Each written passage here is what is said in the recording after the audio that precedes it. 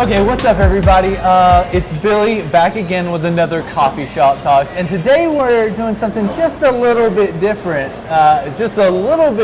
Meaning that we're at Just Add Honey, the tea company here at Sweet Auburn Market. And so I'm here today with Dorothea, that was awful, the first one was terrible. Dorothea Bozicolona-Volpe. Dorothea Bozicolona-Volpe. Boom, there it is. I can't do it right. I'm terrible. I'm sorry. Dorothea owns a company called Social Espionage, where she specifically focuses on social media, digital marketing for enterprises and companies. Is that correct? That is correct, but Okay. I also work with a lot of entrepreneurs. Okay, awesome. Yeah. So give me a little bit of your background, like what you do, where you came from, and how you got here to Atlanta. Okay, so first I want to thank you very much for having me on Coffee Shop Talks. I know we met some months ago, and there's been a lot of scheduling and rescheduling to make this happen, so thank you, William, for being so incredibly patient. That's one thing we all as entrepreneurs need to learn in life a bit more of, right? Yeah, absolutely. I'm going to try to do this as brief as I possibly can. Born in New York, raised in Europe. I had a successful career as a law enforcement strategist. There were specific things I learned in that world as it pertains to how psychology and the brain work with how we make certain decisions. And I began in 2005 to apply that to marketing, and that's when Social Espionage started. My trip to Atlanta was partially job-related, but also somewhat romantic. I moved here for someone in the mid-90s, and that relationship unfortunately ended due to a cancer diagnosis. And there's a TED Talk out there if you want to see and learn my journey. Link in description, by the way. Oh yeah, we should do that. We should do that. That's right. The journey from going from a law enforcement strategist to a marketing strategist. It all really has to do with building community and understanding how to leverage that community to help meet your goals both personally and professionally. And I think it lends itself really well to what I'm doing today. I work with everything from solopreneurs, entrepreneurs, to large enterprise organizations, to celebrities and C-suite executives, and I like to call them high net worth individuals that have a stake in society. That quite basically utilize my skill set to not only brand them and their companies, but help them understand how to use digital, social, influencer, and content marketing in the right ways to attain their goals. I do everything from writing job descriptions to training people, writing playbooks, and consistently revising, because we live in a world digitally that's changing so very quickly, and helping them understand also the technologies that they need to utilize when it comes to how they want to get their marketing initiatives executed and implemented. That's awesome. So that was that brief enough? No, that's great. I mean, I think that's perfect. So one of the things that I found really interesting, reading your bio, communicating with you, is that you've been literally like everywhere. So you were born in New York, is that correct? That is correct. And then you moved to Europe, and then you've been in Italy and all kinds of other places. I think you even told me you went to the Emirates once or something like that. Yeah, I had the opportunity to speak at an innovation summit in Dubai. So tell me as about a female all the keynote, different and that was really places. cool based on that culture. Wow, I always get asked all the time, like, what's your favorite city in Europe? And that's almost like asking a mother, you know, who's your favorite child? I just simply have to say that I feel that the larger cities in the world are kind of like the epidermis, right? And the smaller cities, the cities that, you know, have a little bit further into the dermal layers, can be just as interesting and just as fun. I've had the wonderful fortune of living in places like the Netherlands, the UK, Italy, France, Sweden, Germany, all for either business or schooling. And what I will say is that no matter where I go in the world, the one language that always speaks, if I feel that I'm, you know, unsafe, or I feel that I'm in a situation where I don't know, or I'm lost, you know, because this happened a lot. We didn't always have smartphones, right? I find the one language that always speaks to people is smiling. and being respectful. Yeah. And I probably look like a big dope walking around all these great European cities smiling at people. Maybe they thought I was completely mad, I don't know. But people were always kind to me because I took the time. And I also think it's good to learn other languages, it's great, but if you don't have the time or you don't have that inclination, if you simply try and learn a few of the more respectful words in the language of the country that you're visiting or that you're spending time in, people really do appreciate the fact that you're trying to learn their culture. And it can be really magical for you, both as a traveler as well as a business person. So the best part of these conversations are the little things that I get to learn, honestly. Like this is the selfish part of this conversation.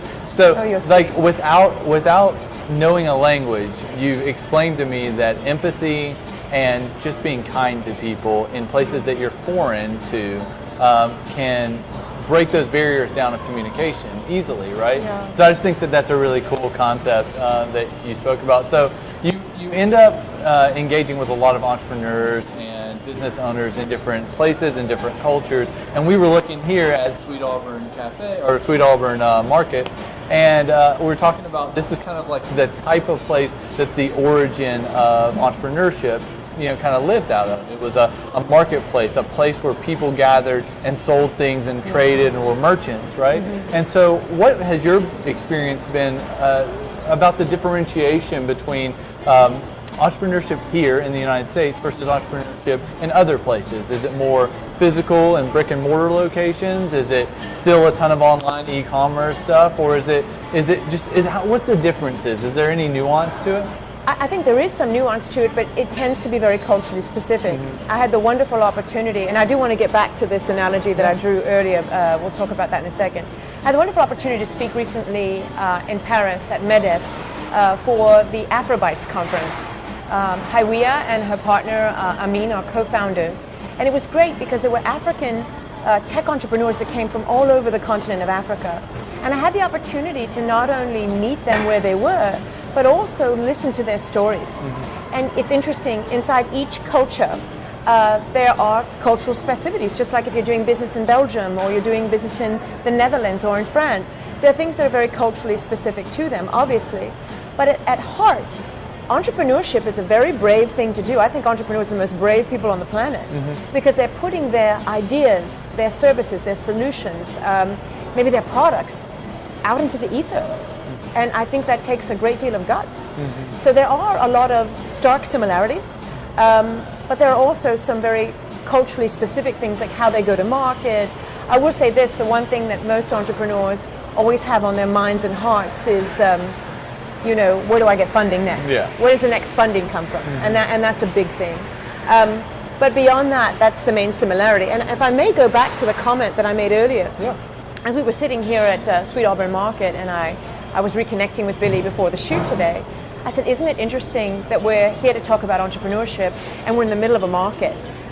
This is how entrepreneurs started. If you look at the great souks in places like Morocco or Istanbul and how spices were sold and traded, we're here now where there are 50 some odd businesses, from food vendors to people who are selling their vegetables and fruits, and here at the just a little touch of honey tea company.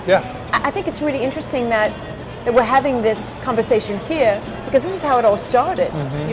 Somebody was either a farmer or maybe they were a cattle herder, and they brought their products into market. And people had the opportunity to communicate with them in their own language and haggle or, bargain for their goods or products.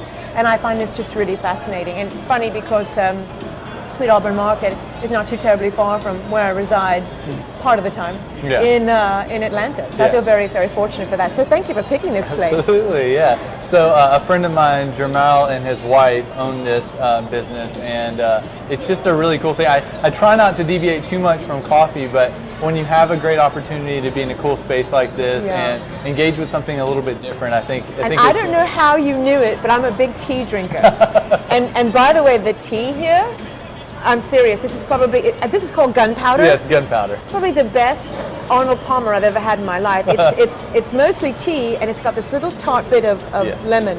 I'm very happy now. I'm in my happy place.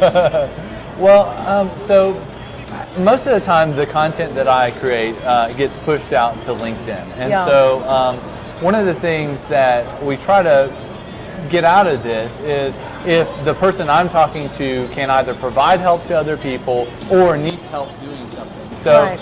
if there's like I don't want to say a pitch or anything like that, but like if there's something that you'd like to charge my audience with, what would Yeah. that be? Well, I'm always looking for creatives, always looking for graphic designers, specifically writers, content writers. So if you've got an audience that has... So I've got somebody in mind right Do you now. really? Like Okay, brilliant. immediately, That's lovely. Absolutely. I'm always looking for writers. You know, at heart, how brands really communicate themselves is storytelling. You know, people love a great story. Some of the best case studies that I share of my work are really around storytelling, you know. Influencer marketing, social media, digital, all that is wonderful and they're great mechanisms. But at heart, it's really about how are you articulating your brand's message? How are you educating? How are you engaging? And how are you entertaining your audiences? Does that make sense? Yeah. So that I call it my 3 E's. You know, I teach this in my practice.